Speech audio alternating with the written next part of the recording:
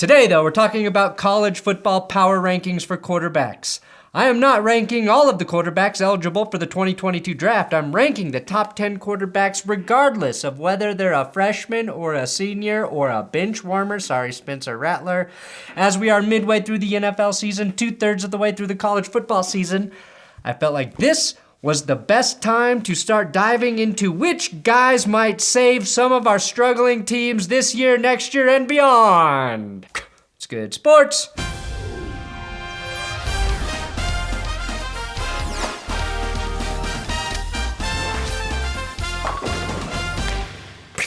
Please subscribe to this YouTube channel, but only if you need a college football quarterback to save your team. Today's episode is sponsored by buyraycon.com/thatsgood, which will save you 20% when you use my link below. I have honestly already given all of my family and friends Raycons as gifts for the past holidays, which means I'm sort of out of gift ideas this year. I literally asked my sister if my brother-in-law had a pair, and she was like, yeah, you gave him one, you gave me a pair 2 years ago, and we still use them all the time. I love giving the Raycon everyday earbuds as gifts because they're half the price of other premium audio brands, comfortable and stylish with their gel tips and rubber oil look, 8 hours of playtime, 32 hours of battery life, built-in mics for calls, they got it all. Plus, they come with a 45-day happiness guarantee. Who the hell wouldn't want to be happy for 45 days? I've been using mine while on dad duty. Not to ignore my child, but to block out the sound of all of the dumb songs she likes to hear on TV. So get yourself a pair or gift them this holiday season. Either way, you can't go wrong. Click my link below or go to buyraycon.com/thatsgood to unlock exclusive deals for up to 20% off. Starting at 10, we've got Quinn Ewers, Ohio State. Now, Quinn Ewers has yet to play a snap for the Buckeyes, but look at him. He has to be on this list. Okay, fine, I'll just talk about his teammate, CJ Stroud, who's the starter and has 25 touchdowns to just 5 picks on the year. Stroud should be a candidate for the number 1 pick in the 2023 draft, but I think if Justin Fields doesn't pan out, it could really hurt his stock as an Ohio State product. One play that I think illustrates Stroud's ability to climb the pocket and throw a strike on the money is this play. Nice strike. Stroud's pro comparison, well, he kind of reminds me of Carson Wentz, without the penchant for mind-numbing turnovers. Coming in at number 9, we got Tanner Mordecai out of SMU. Now, Tanner Mordecai wasted 3 years of his life in Oklahoma, which is something you could say about anyone who has to live in Oklahoma for 3 years, but he was stuck behind Spencer Rattler, Caleb Williams, and Jalen Hurts. Smartly, he transferred to SMU this year, and now he is second in college football with 34 touchdown passes.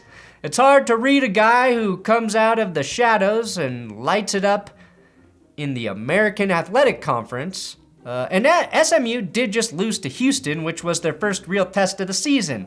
But even in a loss, Mordecai managed 305 passing yards and 3 tugs. I have him as a sleeper player here because his real test comes in the next few games.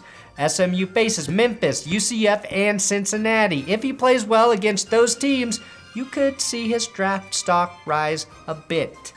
If you're good enough to get recruited by Oklahoma, there might be something there. Honestly, Spencer Rattler should be looking to mimic exactly what Mordecai did and go succeed somewhere against shittier competition. Here's one play I really like. Showing his ability to buy time and launch the ball off his back foot wins SMU the fucking game here. That's clutch. Clutch money, clutch.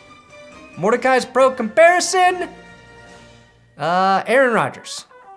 Just kidding. Mordecai hasn't lied to the world yet. Coming in at number 8, Bryce Young, Alabama. He's not draft eligible this season, but Bryce Young has been a worthy successor to both Tua and Mac Jones, putting up 28 touchdowns to just 3 picks this season. The big downside is his size. So downsize. He's only 6 foot, and he's less than 200 pounds. And if you know anything about 6 foot or shorter QBs like Drew Brees, Russell Wilson, and Kyler Murray, it's that they all suck and can at best only win you 1 Super Bowl. The only reason he's this low is I'm tired of Alabama, and I'm tired of the fact they're going to make the college football playoff despite losing to Texas A&M. That said, Young is the likely first overall pick in the 2023 draft at this point in time. I will say, you watch a lot of his highlights and his wide receivers are so wide open that it's hard to get a sense of his potential as a passer. This is one of those wide open plays, but I like how he buys time and keeps his eyes downfield to find the open man. His pro comparison, Young reminds me of a taller Kyler Murray. Steve Young then? Young and Young? They move around the pocket in similar ways and both scramble well with their eyes downfield. Number 7, Malik Willis out of Liberty. Malik Willis has a massive arm, great mobility, and I think that he'll be successful if he goes to a team that understands how to maximize his ability, much like the Baltimore Ravens did with Lamar Jackson. Maybe the Steelers? Unfortunately, Malik Willis had his worst game against Ole Miss and Matt Corral. A game with a lot of college scouts in attendance. Willis threw 3 picks and was sacked 9 times. 9 times! Which I honestly think could seriously drop his draft stock. One play that I like, this was an easy choice. Willis shows off the laser arm with a great throw down the seam for a touchdown here. What you talking about, Willis's pro comparison? I see a little bit of late career Michael Vick with a little more power and a little less speed. I do have to mention Bailey Zappi for no other reason than saying Zappi makes me feel like a kid again. Also, he leads all of college football in passing touchdowns right now. Number 6, I got Sam Hartman, Wake Forest, and Sam Howell, North Carolina. I'm lumping these 2 guys together because they're both Sam H's. They both have beards, and they both played each other last week with Howell coming out on top.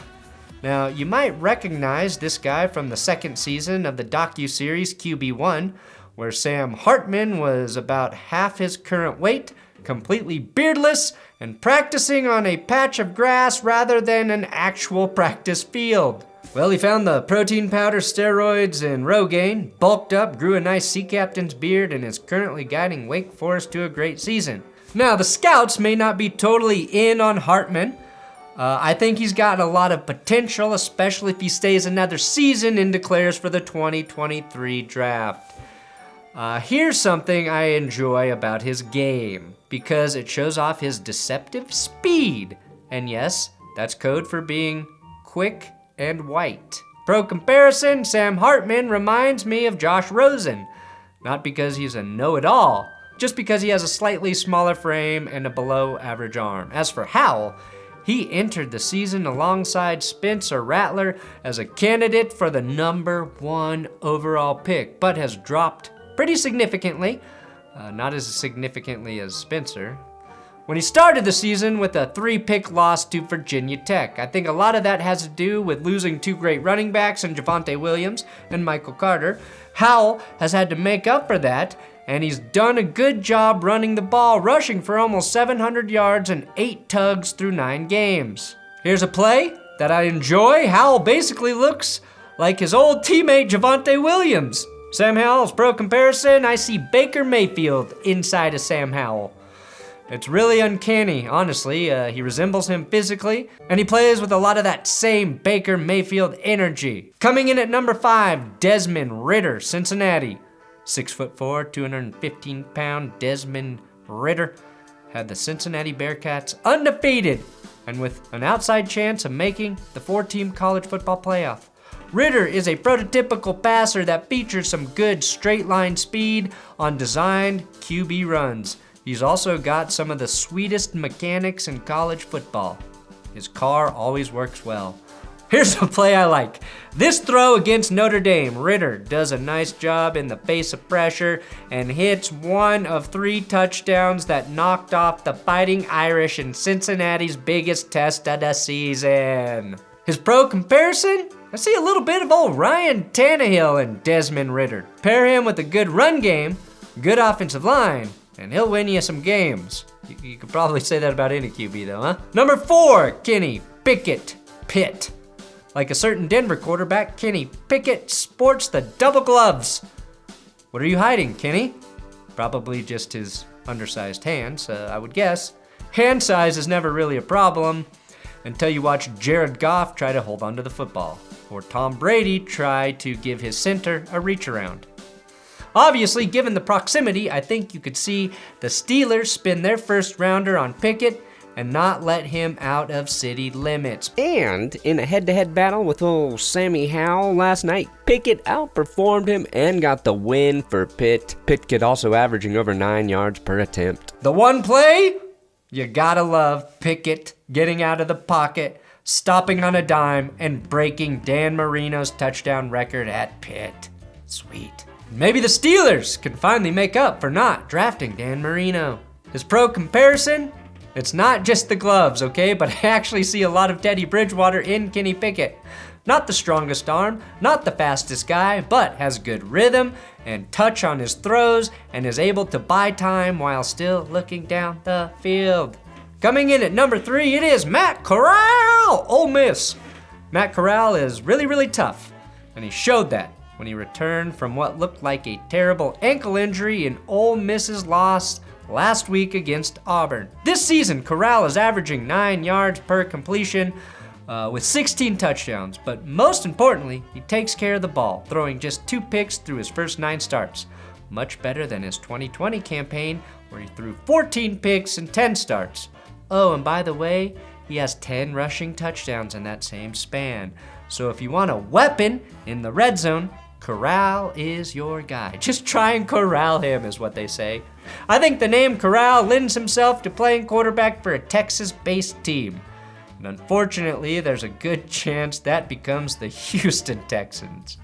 I wouldn't wish that on any young quarterback, but unless Davis Mills goes Justin Herbert the rest of the season and somehow gets Tyrod Taylor back on the bench, they're going to be all in on one of these quarterbacks. Corral could be the first QB off the board, but I think he'll be 1A and 1B with another quarterback I have on this list. And here, a play.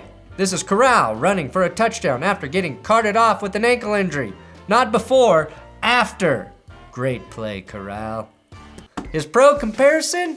Matt Corral reminds me of, wait for it, Derek Carr. Not just because both of their last names are nouns. Well, Corral could be a verb too. Corral is just 6'1", but he's got a feathered touch on his passes and has a tight release. Number 2, we've got Carson Strong from Nevada. I 100% believe aliens are real. All right, let's look at the numbers for Carson Strong's 4-game stretch from week 6 through week 9. He struggled a little bit last week. He averaged 36 completions per game, 416 yards, 4 touchdowns, and 0.75 interceptions. That's as good of a stretch as you can get. In that stretch, he's had more passing yards than Zach Wilson, Tua Tagovailoa, and Justin Fields. He did that in 4 games. And all of those guys were top 10 draft picks. So, I think when the scouts get a full offseason to watch his tape, Carson Strong is going to be the first or second quarterback off the board in the draft. He may end up being a top 10 pick. His arm is that good. His mechanics are perfect.